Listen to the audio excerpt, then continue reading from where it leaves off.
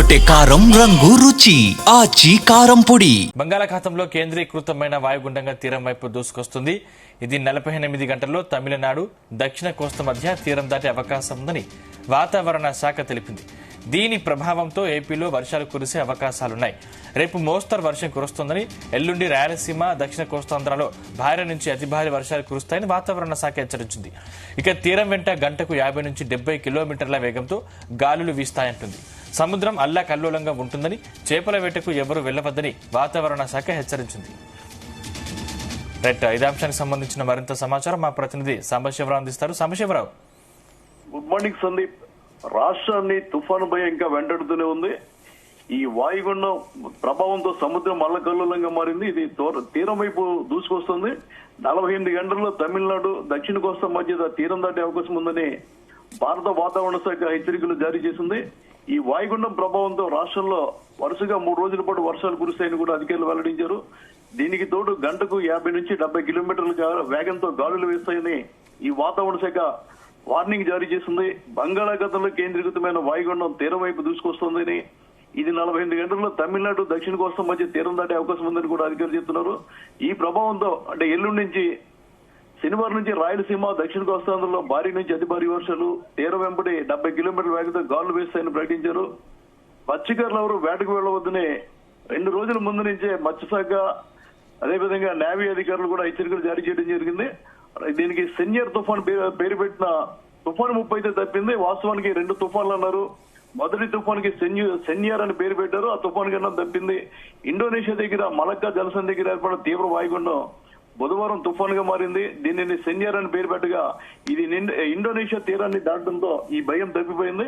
ఇప్పుడు 2వ తుఫాను ముంచుకొస్తుంది. ఈ తుఫాను వల్ల అటు ఉత్తర కోస్తాంధ్ర నుంచి అదేవిధంగా రాయలసీమ ప్రాంతాలు కూడా వర్షాలు పడతాయని అధికారులు హెచ్చరికలు జారీ చేశారు.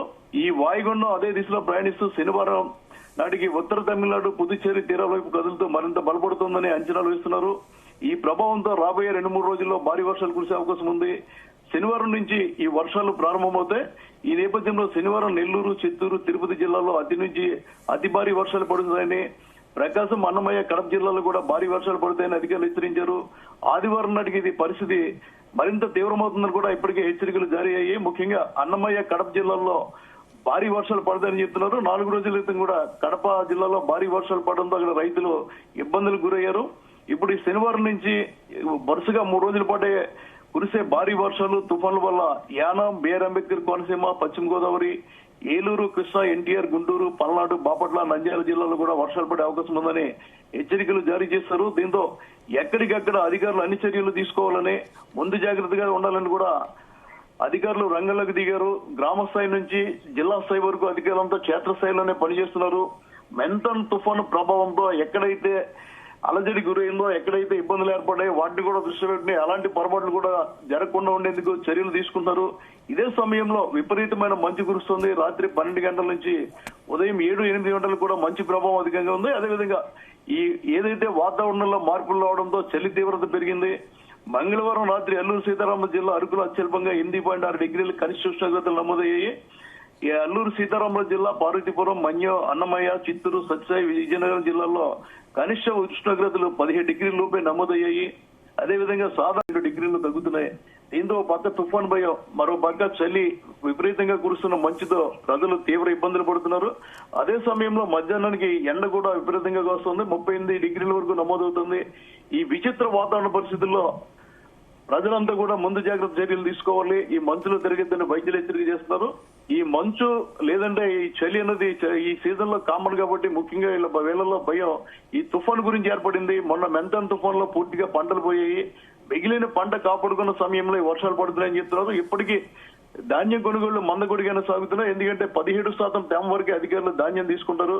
ఈ ధాన్యం తేమ ఆరబెట్టేందుకు రోడ్లపై ధాన్యం పోసుకుని ఉభయ గోదావరి, కృష్ణా జిల్లాల రైతులు వీటిని ఒబ్బిడి చేసుకునే పనిలో ఉండగా ఈ తుఫాన్ హెచ్చరికలతో మళ్లీ రోడ్లపై పోసిన ధాన్యం తడిసిపోతుందని వారిలో ఆందోళన నెలకొంది. 17% తేమనే కాకుండా 21% దాకా తీసుకుంటే ఈ 2 రోజుల్లో మేము గట్టెక్కుదామని రైతులు చెబుతున్నప్పటికీ నిబంధనలు అంగీకరించమని అధికారులు చెప్తున్నారు. దీంతో రాష్ట్రం అంతా కూడా తుఫాన్ భయం పట్టుకుంది. ఏదైతే సెన్యన్ తుఫాన్ దారి తప్పి ఇండోనేషియాకి వెళ్ళిపోయిందో అదే పరిస్థితి కలిగితే మేము బతికి బట్టగలుగుతాం, లేదంటే దీనివల్ల ఇబ్బందులు వస్తాయి, పూర్తిగా నష్టపోతూ ఉంటారు. మత్స్యకారులు కూడా తీవ్ర ఆందోళన వ్యక్తం చేస్తున్నారు. గత 2 నెలల నుంచి కూడా వాతావరణంలో జరుగుతున్న మార్పులు, భారీ వర్షాలు, తుఫాన్ల కారణంగా వారు ఎవరు వేటకు వెళ్ళడం లేదు. వేట విరామం జూన్ 14 తర్వాత మొదలైంది. మళ్ళీ తిరిగి ఈ వేట విరామం కింద ఈ పరిస్థితి ఉంది కాబట్టి మమ్మల్ని ఆదుకోవాలని చెప్పి మత్స్యకార వర్గాలు కూడా డిమాండ్ చేస్తున్నాయి. ముఖ్యంగా ఈ తుఫాను ప్రభావంతో కాకినాడ జిల్లా ఉప్పాడ తీరం వెంబడి చాలా అలజడి పరిస్థితులున్నాయి, కెరటాలు ఎగిసిపడుతున్నాయి. ఈ నేపథ్యంలోనే అధికారులు కూడా ప్రజలు అప్రమత్తం చేస్తున్నారు. దయచేసి మత్స్యకారులు ఎవరు వేటకు వెళ్లొద్దని వారికి హెచ్చరికలు కూడా జారీ చేయడం జరిగింది. సందీప్, సంభశివరం ముఖ్యంగా అంటే మొన్నటి వరకు సంబంధించిన తుఫాను వల్ల వేల కోట్ల ఆస్తి నష్టం జరిగింది. అంటే ఈసారి కూడా ఏ మేరకు నష్టం ఉండే అవకాశం ఉంది? అంటే ఇప్పటికే 70 కిలోమీటర్ల వేగంతో గాలులు వేస్తే అతి భారీ వర్షాలు పడుతాయని చెప్తున్నారు. కాబట్టి ముఖ్యంగా ఈ R&B అదేవిధంగా మన ట్రాన్స్కో వ్యవసాయ శాఖ నష్టం ఎక్కువగా జరిగే అవకాశం ఉందని చెప్తున్నారు. ఎందుకంటే మెంతన్ తుఫాన్లో మనం చూసాం, పూర్తిగా విద్యుత్ స్తంభాలు పడిపోయినాయి, వైర్లు దిగి పడిపోయినాయి. యుద్ధ ప్రాతిపదిక మీద వాటిని తిరిగి కరెంట్ ఇచ్చేందుకు ఒరిస్సాతో పాటు ఈ గత మెంతన్ తుఫాన్ ప్రభావం రాయలసీమలో లేదు కాబట్టి అక్కడి నుంచి విద్యుత్ అధికారులు, కార్మికులను కూడా తీసుకొచ్చి పునరుద్ధరించారు. కానీ పూడ్చుకోలేని నష్టం ఏర్పడింది కాబట్టి ఇప్పటికి నుంచే ముందు జాగ్రత్త చర్యలు తీసుకుంటున్నారు. అదేవిధంగా ప్రధానంగా వ్యవసాయ శాఖ, ఎందుకంటే ఇది పూర్తిగా వ్యవసాయం మీద ఆధారపడిన జిల్లాలుగా ఉభయ గోదావరి జిల్లాలు, కృష్ణా, గుంటూరు జిల్లాలు ఉన్నాయి కాబట్టి ఇక్కడ రైతులు కూడా తీవ్ర ఆందోళన వ్యక్తం చేస్తున్నారు. మెంతన్ తుఫాన్ ప్రభావంతో కాకినాడ జిల్లాలోనే 24,000 హెక్టార్లలో పంట పోయింది. వాళ్ళు వేసింది 90,000 హెక్టార్లు, అంటే దాదాపు 25% పోయింది. ఇప్పుడు కూడా అదే పరిస్థితి వస్తుంది. ఈ ధాన్యం తడిసిపోతే ఈ రబీ పంట సాగు చేయలేని పరిస్థితి. ఏదైతే మెంతన్ తుఫాన్ లో రైతులు నష్టపోయారో దానికి ఎకరానికి 10,000 చెప్పిన ఇన్పుట్ సబ్సిడీ ఇస్తామని ప్రభుత్వం ప్రకటించింది, అది కూడా ఇవ్వలేదు. ఇప్పుడు ఈ వర్షం వస్తే ఉన్న ధాన్యం కూడా పోతాయి కాబట్టి రబీ పంట వేసుకోలేని పరిస్థితి చేస్తున్నారు. R&B, ట్రాన్స్కో, వ్యవసాయ శాఖ, ఉద్యాన శాఖ, వాణిజ్య పంటలు కూడా దెబ్బతినే ప్రమాదం ఉంది. కాబట్టి ఈ తుఫాను ఏదైతే వాతావరణ శాఖ అదేవిధంగా ఈ విపత్తుల నిర్వహణ సంస్థ ప్రకటించాయో ఆ స్థాయిలో తుఫాన్లు వచ్చి గాలులు వీస్తే మాత్రం మెంతన్ తుఫాన్ కంటే అధికంగా నష్టపోయే అవకాశం మాత్రం ఖచ్చితంగా కనబడుతుంది. అంటే గతసారి సంబంధించినటువంటి నష్టానికి ఇంకా నష్టపరిహారం ఇవ్వలేదని రైతులు వాపుతున్న పరిస్థితి. అంటే ఈసారి కూడా అలాంటి ఏమైనా చర్యలు తీసుకునే అవకాశం ఉందా? రైతుల్లో అదే ఆందోళన నెలకొంది. ఎందుకంటే ఎకరానికి 10,000 చెప్పనిస్తే రెండో పంట రబీ ఇప్పుడు ఈ వారంలో ఇది అయిపోయిన తర్వాత December 1st వీక్ నుంచి ప్రారంభం అవుతుంది. దానికి పెట్టుబడి పెట్టుకునే అవకాశం ఉంటుంది కాబట్టి డబ్బులు ఇమ్మని డిమాండ్ చేస్తున్నారు. ప్రభుత్వం ఆల్రెడీ ప్రకటించింది. వ్యవసాయ శాఖ జిల్లా కలెక్టర్ల ద్వారా పంపించిన నివేదికలు ఆమోదం తెలిపింది. డబ్బులు మాత్రం రిలీజ్ కాలేదు.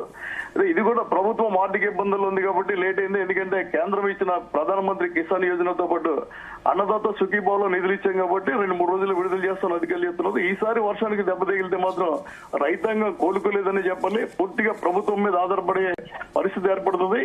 ఏదైతే మెంతన్ తుఫాన్లు కూడా రైతులు అడిగారు, ప్రధానమంత్రి ఫసల్ యోజనలో క్రాప్ ఇన్సూరెన్స్ కట్టు అది కూడా మంజూరు చేయాలని కోరుతున్నారు. ఈ వర్షాలు పడితే మాత్రం ఖచ్చితంగా 100% క్రాప్ ఇన్సూరెన్స్ ఇవ్వాలి. అప్పుడు మాత్రమే రైతులు తిరిగి పంట వేసుకోగలం, లేకపోతే వేసుకోవాలని చెప్తున్నారు. అదేవిధంగా రోడ్ల పరిస్థితి మరింత అధ్వానంగా మారింది. ప్రభుత్వం వచ్చిన తర్వాత కొన్ని చోట్ల మరమ్మతు పనులు చేపట్టారు. వారం రోజుల కింద ముఖ్యమంత్రి చంద్రబాబు రాష్ట్ర వ్యాప్తంగా ఉన్న అన్ని రోడ్లను కూడా వచ్చే డిసెంబర్ నాటికి కొత్త రోడ్లు రూపొందిస్తామని చెప్పారు. ఈ మెంతన్ తుఫాన్ ప్రభావంతో పూర్తిగా రోడ్లు దెబ్బతిన్నాయి. వాళ్ళ చోట్ల రోడ్లు గండ్లు పడి కనీస మరమ్మతులు కూడా చేయలేదు. ఈ వర్షాలు కురిస్తే మాత్రం మళ్ళీ రోడ్లు కూడా పూర్తిగా దెబ్బతిని రవాణా పూర్తిగా స్తంభించిపోయే ప్రమాదం కూడా కనబడుతుంది.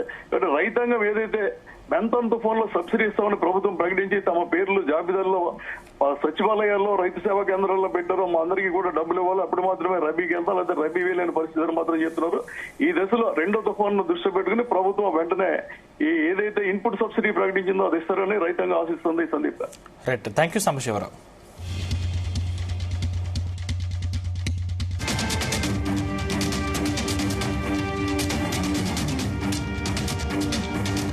గుమగుమల వంటలే వంటలే తెరకొట్టే కారం రంగు రుచి ఆచి కారం పొడి.